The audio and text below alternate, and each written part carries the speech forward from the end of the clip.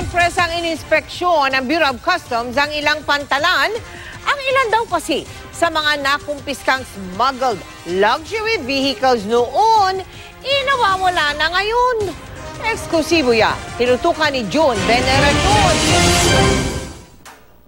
Ferrari, Mercedes-Benz, at iba pang mamahaling sasakyan. Ilan lamang ang mga ito sa mga nakumpiskang luxury vehicles noong 2015 sa Port of Batangas.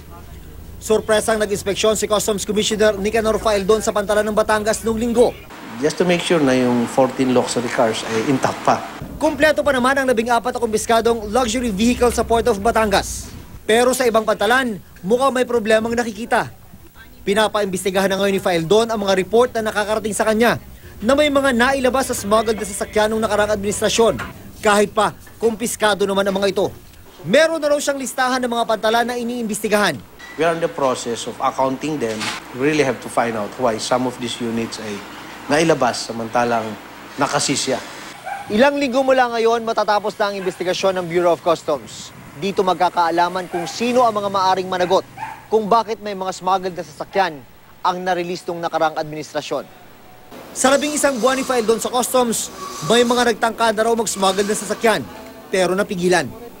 Tulad na lang ng mga segunda manong motorsiklo at kotse na ito.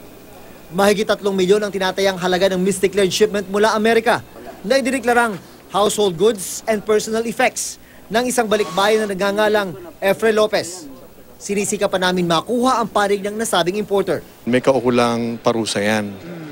Pag natuluyan yung kaso at talaga siya'y napatunayan nagkasala, mahina ang 3 taon na pagkakakulong dyan hanggang 6 na taon. Bukod pa dun sa tinatawag na penalty o fine. June Veneracion, Nakatutok, 24 Oras.